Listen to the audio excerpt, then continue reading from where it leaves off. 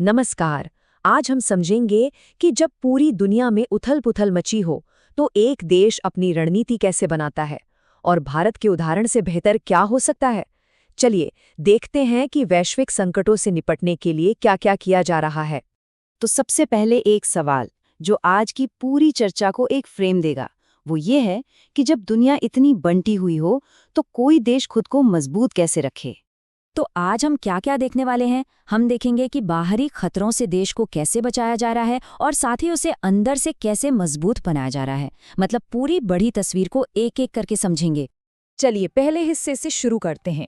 दुनिया में बढ़ता तनाव, और ये हमें सीधे ले जाता है दुनिया के एक बहुत ही संवेदनशील और तनावपूर्ण मुद्दे की तरफ। देखिए, हुआ ये है कि हाल ही में मामला और भी गंभीर हो गया है। ईरान ने हॉर्मोज़ जलडमरू मध्य, जो कि दुनिया के व्यापार का एक बहुत ही जरूरी समुद्री रास्ता है, उस पर एक तरह से अपना नियंत्रण कर लिया है।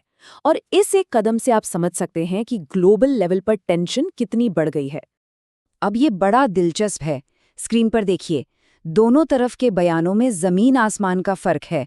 ईरान कह रहा है कि ये युद्ध विराम का उल्लंघन है, और दूसरी तरफ अमेरिका का दावा है कि बातचीत तो भई अच्छी चल रही है। ये जो इतना बड़ा अंतर है ना, यही दिखाता है कि पर्दे के पीछे हालात असल में कितने नाजुक और तनावपूर्ण हैं। तो ऐसे में भारत का क्या कहना है? रक्षा मंत्री राजनाथ सिंह का ये बयान देखिए। इससे साफ पता चलता है कि भारत इस संकट को कितनी गंभीरता से ले रहा है। तैयारी हर तरह की सिचुएशन के लिए है, चाहे मामला शांत हो या फिर और बिगड़ जाए। ठीक है, तो माहौल तो तनावपूर्ण है। अब सवाल ये है कि भारत अपनी सुरक्षा के लिए क्या ठोस कदम उठा रहा है। चलिए दूसरे हिस्से में यही देखते हैं। तो सबसे पहला और शायद सबसे अहम कदम है भारत मैरीटाइम इंश्योरेंस पूल। अब ये है क्या? देखिए, आसान भाषा में समझें तो ये सरकार की एक गारंटी है। मान लीजिए लड़ाई जैसे हालात में अंतर्राष्ट्रीय बीमा कंपनियां भारतीय जहाज़ों को कवर देने से मना कर दें, तो ये पूल पक्का करेगा कि भारत का व्यापार, हमारा ट्रेड रुके नहीं। और सरकार इस योजना को लेकर कितनी सीरियस है, इसका अंदाजा इस आंकड़े से लगता है। 12,980 करोड़ रुपए।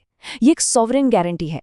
मतलब ये पैसा ये सुनिश्चित करता है कि भारत का इंपोर्ट एक्सपोर्ट किसी भी बाहरी संकट के बावजूद बिना किसी रुकावट के चलता रहे। तो ये तो हुई आर्थिक सुरक्षा की बात, लेकिन इसके साथ साथ जमीनी तैयारी भी उतनी ही जरूरी है। भारत ने 60 दिनों से भी ज्यादा का कच्चा तेल और पेट्रोल डीजल का स्टॉक तैयार रखा है। और सिर्फ इतना ही नहीं, हॉर्मुज़ जलडमरू मध्य पर अपनी निर्भरता कम करने के लिए अमेरिका, ऑस्ट्रेलिया और लैटिन अमेरिकी देशों से भी एनर्जी सोर्सिंग की जा रही है। यानी तैयारी हर मोर्चे पर चल रही है। और देखिए, ये सिर्फ भारत की ही बात नहीं है। अगर हम जरा बड़े पैमाने पर देखें तो पूरे इंडो पैसिफिक क्षेत्र में ही जियोपॉलिटिकल बदलाव हो रहे हैं। इसी कड़ी में जापान और ऑस्ट्रेलिया के बीच हुई ये $7 अरब की डील भी बहुत अहम है। इससे साफ है कि इस क्षेत्र के जो बड़े देश हैं, वो अपनी नौसैनिक ताकत को और मजबूत करने में लगे हैं। अच्छा, अब आते हैं तीसरे हिस्से पर। देखिए, किसी भी देश की विदेश नीति तभी कामयाब हो सकती है जब उसकी अपनी नींव, उसका घर मजबूत हो। तो चलिए अब देखते हैं कि देश को अंदर से मजबूत बनाने के लिए क्या बड़े निवेश हो रहे हैं।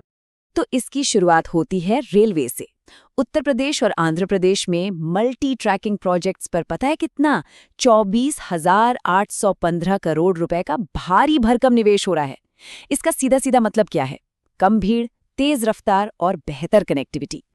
और ये विकास सिर्फ शहरों तक ही नहीं रुका है। प्रधानमंत्री ग्राम सड़क योजना के लिए जो ये 83,977 करोड़ रुपए का नया बजट है, वो दिखाता है कि गांवों को देश की मुख्य धारा से जोड़ना कितनी बड़ी प्राथमिकता है।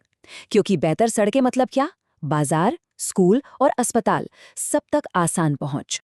इंफ्रास्ट्रक्चर तो ठीक है, लेकिन जमीनी स्तर पर किसानों का क्या? उन्हें भी सीधा समर्थन दिया जा रहा है। जैसे उत्तर प्रदेश में आलू हो या आंध्र प्रदेश में चना, सरकार खुद खरीद कर रही है। क्यों? ताकि किसानों को उनकी फसल का सही दाम मिले और बाजार में भी एक स्थिरता बनी रहे। और अर्थव्यवस्था को मजबूती देने के लिए एक और कदम उठाया गया है। महंगाई भत्ते में 2% की बढ़ोतरी। इससे 1 करोड़ से भी ज्यादा सरकारी कर्मचारियों और पेंशनरों को सीधी आर्थिक राहत मिलेगी, जो कि ओवरऑल इकोनॉमी के लिए भी अच्छा है। तो हमने इंफ्रास्ट्रक्चर और आर्थिक स्थिरता की बात की। अब चलते हैं चौथे हिस्से में और नजर डालते हैं उन योजनाओं पर जो देश के भविष्य की नींव रख रही हैं, यानी हमारे लोग और टेक्नोलॉजी। देखिए, किसी भी देश का भविष्य उसके लोगों से बनता है। और ये चार्ट जो है ना, ये एक बहुत बड़े और पॉजिटिव सामाजिक बदलाव की कहानी बता रहा है। सिविल सर्विसेज में जहां एक दशक पहले सफल उम्मीदवारों में महिलाओं की हिस्सेदारी करीब 20% हुआ करती थी, आज ये बढ़कर 31% से भी ज्यादा हो गई है।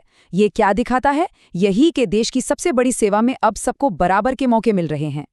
लोगों के साथ साथ टेक्नोलॉजी पर भी पूरा फोकस है। एआई यानी आर्टिफिशियल इंटेलिजेंस, ये एक नई और काफी कॉम्प्लेक्स टेक्नोलॉजी है। तो इसे सही दिशा देने के लिए एक बहुत ही साफ और मजबूत सिस्टम बनाया जा रहा है। इसमें 2 लेवल हैं।